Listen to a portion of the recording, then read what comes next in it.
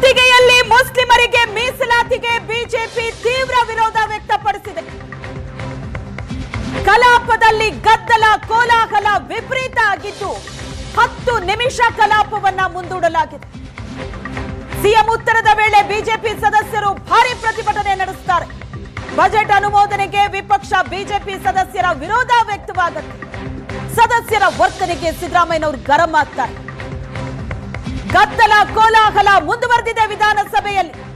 ಈಗ ಕಲಾಪವನ್ನ 10 ನಿಮಿಷ ಮುಂದೂಡಲಾಗಿದೆ. ಮಾರ್ಷಲ್ಗಳು ಪರಿಸ್ಥಿತಿಯನ್ನ ತಿಳಿಗೊಳಿಸೋದಕ್ಕೆ ಹರಸಾಹಸ ಪಟ್ಟರು. ಅಲ್ಲಿ ಪೇಪರ್ಗಳನ್ನ ಹರಿದು ಸ್ಪೀಕರ್ ಕಡೆ ತೂರ್ತಾ ಇದ್ದಾರೆ. ಪರಸ್ಪರ ಪೇಪರ್ ಎಸಿತಾ ಇದ್ದಾರೆ. ಬಿಜೆಪಿ ಕಾಂಗ್ರೆಸ್ ಸದಸ್ಯರ ನಡುವಿನ ವಾಗ್ವಾದ ಹೇಗಿದೆ ಅನ್ನೋದನ್ನ ನೋಡ್ತಾ ಇದ್ದೀರಿ ದೃಶ್ಯಗಳು.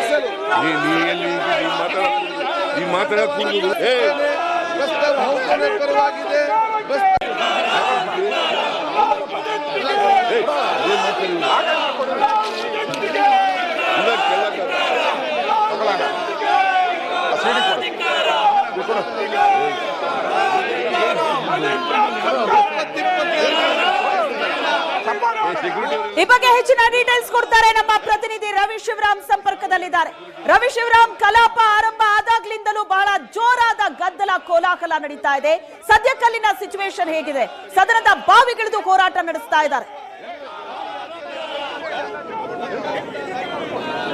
ಶ್ವೇತಾ, ನಿನ್ನೆ ಸಿಡಿ ಪ್ರಕರಣ ಪ್ರಸ್ತಾಪ ಆಗ್ತಾ ಇದ್ದಂತೆ ಹನಿ ಟ್ರ್ಯಾಪ್ ವಿಚಾರವನ್ನು ಸ್ವತಃ ಮಂತ್ರಿ ರಾಜಣ್ಣ ಅವರು ಪ್ರಸ್ತಾಪ ಮಾಡಿದಾಗ ಬಿಜೆಪಿ ಸದಸ್ಯರು ಆರಂಭದಲ್ಲಿ ಯಾವುದೇ ರೀತಿಯ ಒಂದು ವಿರೋಧವನ್ನು ವ್ಯಕ್ತಪಡಿಸಿರಲಿಲ್ಲ. ಆದರೆ ಇವತ್ತು ಸದನ ಆರಂಭ ಆಗ್ತಾ ಇದ್ದಂತೆ ಬೆಳಗ್ಗೆ 8:45ಕ್ಕೆ ಸ್ಪೀಕರ್ ಖಾದರ್ SLC ವಿದ್ಯಾರ್ಥಿಗಳಿಗೆ ಶುಭವನ್ನು ಕೋರಿದ್ರು. ಅವರ ಪರೀಕ್ಷೆ ಉತ್ತಮವಾಗಿ ಮಾಡಲಿ ಅನ್ನುವಂತ ಒಂದು ಸಂದೇಶವನ್ನು ನೀಡಿದ್ರು. ಅದರ ಬೆನ್ನಲ್ಲೇ ಮುಖ್ಯಮಂತ್ರಿಗಳು ಮಾತನಾಡಿದ್ರು. ಮುಖ್ಯಮಂತ್ರಿಗಳು ಕೂಡ ಶುಭ ಕೋರಿದ ಹೊತ್ತಿಗೆ ಬಿಜೆಪಿಯ ನಾಯಕರಾಗಿರುವಂತಹ ವಿ ಸುನೀಲ್ ಕುಮಾರ್ ಮತ್ತೊಮ್ಮೆ ಹನಿ ಟ್ರ್ಯಾಪ್ ಪ್ರಕರಣವನ್ನು ಪ್ರಸ್ತಾಪ ಮಾಡಿದ್ರು.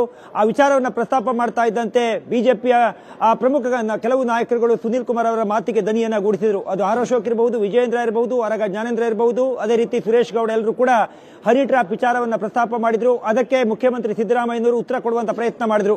ಆದರೆ ಉತ್ತರವನ್ನು ಕೊಡೋದಕ್ಕೆ ವಿಪಕ್ಷ ಬಿಜೆಪಿ ಬಿಡಲಿಲ್ಲ. ಯಾಕೆಂದ್ರೆ ಸ್ವತಃ ಮಂತ್ರಿಗಳೇ ಸದನದಲ್ಲಿ ನಿಂತು ತನ್ನ ಮೇಲೆ ಹನಿ ಟ್ರ್ಯಾಪ್ ಆಗಿದೆ ಹೇಳುವಂತ ಮಾತುಗಳನ್ನು ಹೇಳ್ತಾ ಇದ್ದಾರೆ.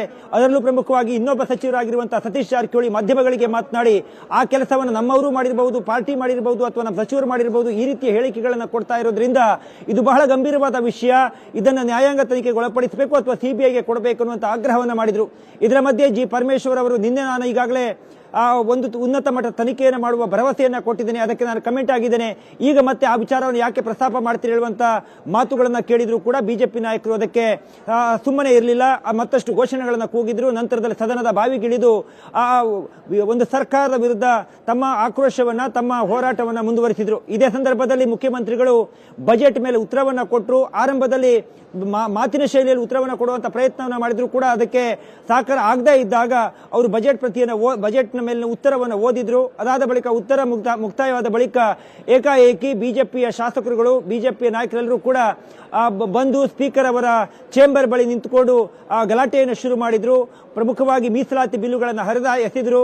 ನಂತರದಲ್ಲಿ ಬಜೆಟ್ ಪ್ರತಿಯನ್ನು ಎಸೆದ್ರು. ಹೀಗೆ ತಮ್ಮ ವಿರೋಧವನ್ನು ವ್ಯಕ್ತ ಮಾಡಿ ಒಂದು ಹನಿ ಟ್ರ್ಯಾಪ್ ಪ್ರಕರಣಕ್ಕೆ ಸಂಬಂಧಪಟ್ಟಂತೆ ಸಿಬಿಐ ತನಿಖೆ ಆಗಬೇಕು, ಜೊತೆಗೆ ಇದರಲ್ಲಿ ಯಾರೆಲ್ಲ ಭಾಗಿಯಾಗಿದ್ದಾರೆ ಅವರ ಮೇಲೆ ಕ್ರಮ ಆಗಬೇಕು ಅನ್ನುವಂಥ ಆಗ್ರಹದೊಂದಿಗೆ ಒಂದು ಹೋರಾಟವನ್ನು ಆರಂಭ ಮಾಡಿದ್ದಾರೆ. ಸದನದಲ್ಲಿ ಪ್ರಮುಖ ಬಿಲ್ಗಳನ್ನು ಪಾಸ್ ಮಾಡೋದಕ್ಕೆ ಸ್ಪೀಕರ್ ಖಾದರ್ ಪ್ರಯತ್ನವನ್ನ ಮಾಡಿದ್ರು. ಸಚಿವರು, ಶಾಸಕರುಗಳ ಭತ್ಯೆಯ ಬಿಲ್ ಅನ್ನು ಅಂದ್ರೆ ಸಂಬಳ ಹೆಚ್ಚಳ ಮಾಡಿರುವಂತ ಬಿಲ್ ಅನ್ನ ಪಾಸ್ ಮಾಡಿದ್ರು. ಅದಕ್ಕೂ ಕೂಡ ಪ್ರತಿಪಕ್ಷ ಬಿಜೆಪಿಯ ಶಾಸಕರುಗಳು ಕಿವಿಯನ್ನ ಕೊಡಲಿಲ್ಲ. ನಿರಂತರವಾದ ಘೋಷಣೆಗಳು. ಅದರ ಮಧ್ಯೆ ಸಿದ್ದರಾಮಯ್ಯ ಅವರು ಒಂದು ಹಂತದಲ್ಲಿ ಸಿಟ್ಟಾದ್ರು ಅವರೆಲ್ಲರೂ ಕೂಡ ಕೆಳಗಿಳಿಸಿ ಅವರನ್ನ ಎಳಗಡೆ ಹಾಕಿ ಹೇಳುವಂತ ಮಾತುಗಳನ್ನು ಕೂಡ ಸಿದ್ದರಾಮಯ್ಯ ಅವರು ಮಾರ್ಷಲ್ಗಳಿಗೆ ಸೂಚನೆಯನ್ನ ಕೊಡ್ತಾ ಇದ್ರು. ಹೀಗಾಗಿ ವಿಪರೀತವಾದ ಗದ್ದಲ ಮತ್ತು ಒಂದು ರೀತಿ ಪರಿಸ್ಥಿತಿ ಕೈ ಮೀರುವ ಹಂತಕ್ಕೆ ಬಂದಾಗ ಸ್ಪೀಕರ್ ಖಾದರ್ 10 ನಿಮಿಷಗಳ ಕಾಲ ಸದನವನ್ನು ಮುಂದಕ್ಕೆ ಹಾಕಿದ್ದಾರೆ. ಈಗ ಕೂಡ ಮತ್ತೆ ಸದನ ಸೇರಿದರೆ ಬಿಜೆಪಿಯ ನಾಯಕರುಗಳು ಹೋರಾಟವನ್ನು ಮುಂದುವರಿಸುವ ಸದನದ ಬಾವಿಗಿಳಿದು ತಮ್ಮ ಪ್ರತಿಭಟನೆಯನ್ನು ವ್ಯಕ್ತಪಡಿಸುವಂತ ನಿರ್ಧಾರಕ್ಕೆ ಬಂದಿದ್ದಾರೆ. ನಿನ್ನೆಯೇ ಈ ಒಂದು ಪ್ರತಿಭಟನೆಯನ್ನು ಆಗಬೇಕಾಗಿತ್ತು. ಒಬ್ಬ ಮಂತ್ರಿಯೇ ಸ್ವತಃ ಹನಿ ಟ್ರ್ಯಾಪ್ ವಿಚಾರವನ್ನ ಒಪ್ಪಿಕೊಂಡಿರುವಂತಹ ಸಂದರ್ಭದಲ್ಲಿ ಒಂದು ಪ್ರತಿಪಕ್ಷವಾದ ಬಿಜೆಪಿ ಸರಿಯಾಗಿ ಹೋರಾಟವನ್ನ ಮಾಡಲಿಲ್ಲ, ಅದನ್ನು ಸರಿಯಾಗಿ ಬಳಸಿಕೊಳ್ಳಲಿಲ್ಲ ಅಂತ ಆಕ್ರೋಶಗಳು ಪಾರ್ಟಿಯ ಒಳಗಡೆಯೇ ಕೇಳಿ ಬರ್ತಾ ಇದ್ವು.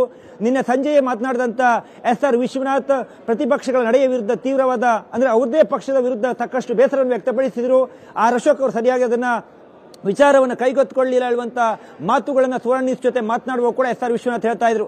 ಇದೆಲ್ಲದರ ಪ್ರತಿರೂಪ ಎನ್ನುವಂತೆ ಇವತ್ತು ಬೆಳಿಗ್ಗೆ ಸುನೀಲ್ ಕುಮಾರ್ ಮತ್ತೊಮ್ಮೆ ವಿಚಾರವನ್ನು ಪ್ರಸ್ತಾಪ ಮಾಡಿ ಈಗ ಪ್ರತಿಭಟನೆ ಮುಂದುವರೆದಿದೆ. ಸದನ 10 ನಿಮಿಷಕ್ಕೆ ಮುಂದೂಡಲಾಗಿದೆ. ಮತ್ತೆ ಸದನವನ್ನು ಸೇರಿದ್ರೆ ಇದೇ ಹೋರಾಟವನ್ನು ಮುಂದುವರಿಸೋದಕ್ಕೆ ಬಿಜೆಪಿ ನಾಯಕರುಗಳು, ಬಿಜೆಪಿಯ ಶಾಸಕರುಗಳು ಒಂದು ತೀರ್ಮಾನವನ್ನು ಮಾಡಿದ್ದಾರೆ. ಶ್ವೇತಾ,